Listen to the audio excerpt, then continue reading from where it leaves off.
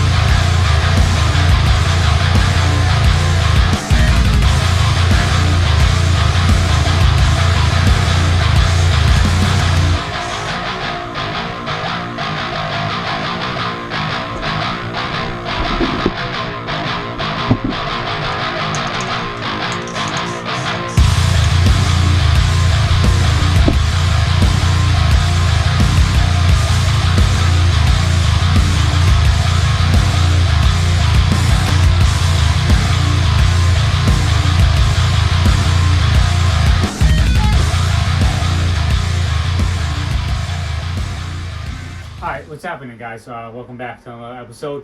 We are working on the walker. This is the deck. I already wire wheeled it, pressure washed it, scraped the hell out of it, and now I'm just doing some painting. So this is the under deck, so it doesn't have to look like a Ferrari. So I've always done the brush and paint because you can lay it on really nice and thick. This way it stays on there and it doesn't wear off quickly. Lucky enough that this walker deck, it does stay pretty clean since the vacuum. But I'm just using Rust-Oleum. This is the Caterpillar yellow, which is like the closest thing to the walker paint. But yeah, like I said, the paint pretty much just levels itself out, so you don't really have to worry about brush strokes and all that. Again, this is underneath the deck, and guys, when I paint this, I've painted numerous decks. I lather it on there, you know. Don't be shy. Just put it on. Like I said, it levels itself. You just go over it a little bit with a brush in a couple of places. Some parts it doesn't stick as well, so you kind of like, you know, get the brush in there and really dab it into the metal. I don't bother priming these things because it's a waste of time. It's underneath the deck. This paint's gonna get beat and worn off anyways. So it's just a waste of time trying to prime it and then paint it. There's no need to go the extra mile to prime the damn thing. It's not like it's the top of this, like, I'm not doing like a fender or anything. So there's no need to go that extra step. I've always had good luck with the Rust-Oleum without any primer, just lathering on there, and I've never had issues. Even I've always painted my trailers like that, just with regular black and a brush and a roller, and just laid it on there, caked it on there, made it nice and thick and durable. This way, it doesn't rub off. And when it gets scraped, it takes a little more extra force. But yeah, I never had an issue with rust and all that jazz. But like I said, guys, you can see how I'm just lathering on there. I'm not being shy. I don't want to film this right from the beginning and bore you guys, I figured I'd wait till the end, give you guys an example of how I do it. I did it to the when I first bought the Toro Time Master. I bought it secondhand. The deck was in desperate need of wire wheeling and giving it a quick paint job. So I did, and I'll show you guys later on. I'll show you a picture of how it survived throughout the season, and you'll be surprised of that Rust-Oleum paint. It's still holding on there, really good. There's a couple of spots where the metal is shiny. That's just from also the grass, but it holds up awesome. I like it, and it's it makes it easier to clean the deck off in the beginning of the season when the paint is still kind of shiny and the grass is flakes off a lot easier. And when it's just bare metal, it's like glue.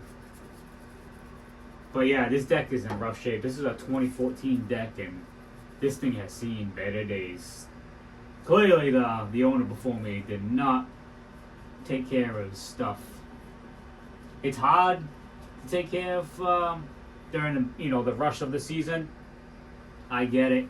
I try to at least once a month, power wash the hell out of the decks underneath. At least I try. Other than that, you guys know how it is. Just freaking blade changing and going.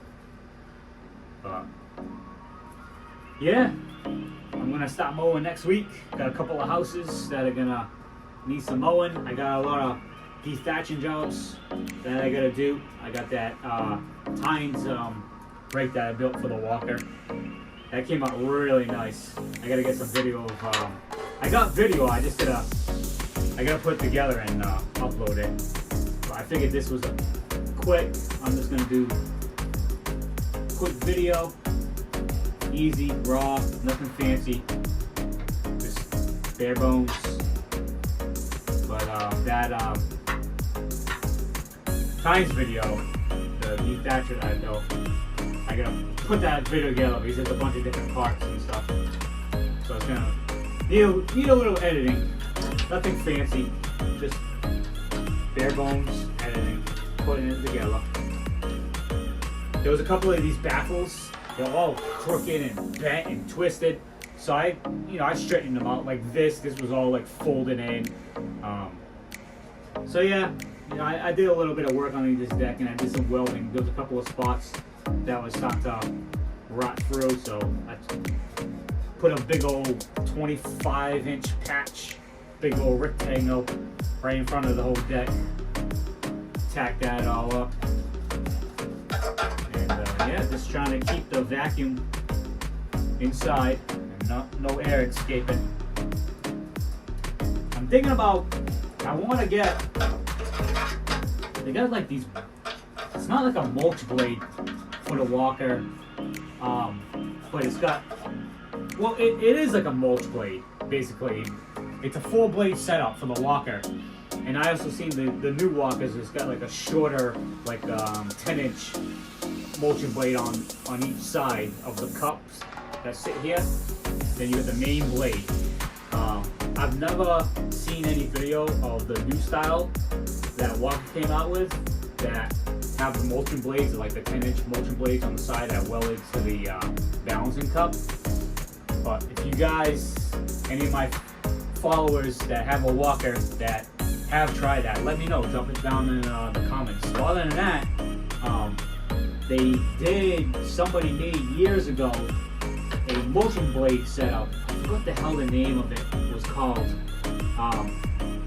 But like I've checked out their website.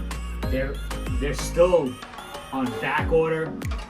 I've talked to a couple of people and nobody can buy them brand new. They're all looking for like second-hand setups that are in good condition. So it sucks because that setup that they built for that walker, the mulching kit, it shreds the grass up so much finer that it doesn't fill up the hopper nearly as, like, not even close to how quick it would fill up normally if you were just using the regular single blades. seen this one video. This dude did an acre, and he mowed his whole entire yard with an acre. He only had to dump once, and the hopper was like maybe 3/4 full. And he says normally without these mulching blades, he would have had to dump the hopper like 3-4 times. So I definitely want to get a set of those blades for this walker, because that's one thing I don't like about this walker. That hopper fills up so quick. And it sucks because it's time consuming. You know, you're trying to go, and not sit there and dump the hopper all the time. It is a big hopper, don't get me wrong, but man, this thing does a phenomenal job of mowing and sucking up all the debris. It just fills that hopper right up. So I'm trying to find a decent mulching blade kit. Like I said, Walker came out with their own. I think they're about $100 each, so about $200. But yeah, I don't really know anybody who has them. I've seen them at the dealership, but like I said, if any of you guys are running that on your Walker, let me know how they are. If they're nearly as good as the other ones. I'm trying to think of the damn name. Oh my god. It's always when you're trying to talk about something, you forget sometimes of the name. But I'm sure you guys know the ones that have walkers. Matter of fact, if any of you guys watch I think it's Countryside Mowing, guy Randy, he runs a walker. I think he's based out of New York, if I'm not mistaken. Yeah, Countryside Mowing. He's big into walkers. He had a set. He loves them. He did a fall cleanup with them, and I couldn't believe it. There's another guy. He's local. He's in my state. I think it's Bernard's or Barnett's Landscaping. He had a set that he bought used because he couldn't find them brand new either. But yeah, that's what I got. So besides the mower deck that I'm doing, I did the frame of the mower deck already. That's already all painted. I spray bombed that one. That one came out pretty nice. And now I gotta do this deck. And as soon as I'm done with the deck, I'll flip it over, paint the other side, and once that's done, I have the basically it's the cab of the walker where the seat sits on top of.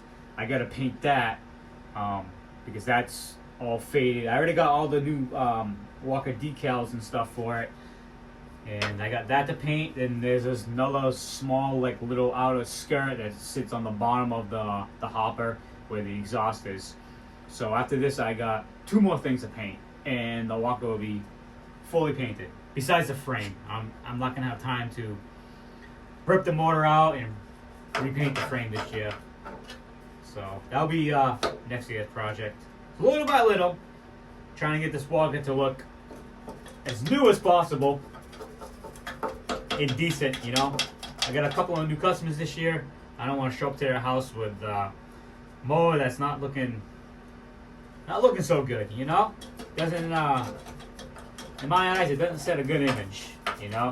I want to show up at the beginning of the season, equipment looking really good, shows the customer that the owner cares about his stuff and he takes pride in his business. So that's my vision of it, at least. Other than that, yeah, what I got going on.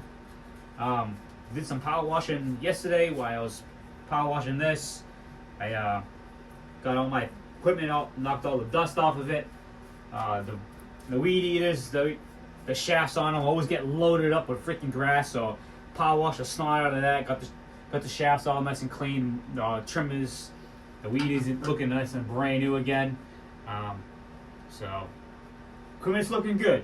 And this year I got the new BR800, which I'm not going to need that during the mowing season. That's just for the fall cleanups. I still got to work on the good old 600, get that damn thing back up and running. The crank seals freaking let go again, so it's sucking in air and it's running freaking wicked lean. So I got that to fix again. That sucks. I had to tear that whole damn blower apart again. So, not looking forward to that. But, got the good old trusty handheld Echo hand blower. I had a problem with that thing last year. I thought it was a coil, but it was this operator error because I was using the blower and it's also got the vacuum tube on there for the leaves. I like to use that for like those tiny little bushes in the fall.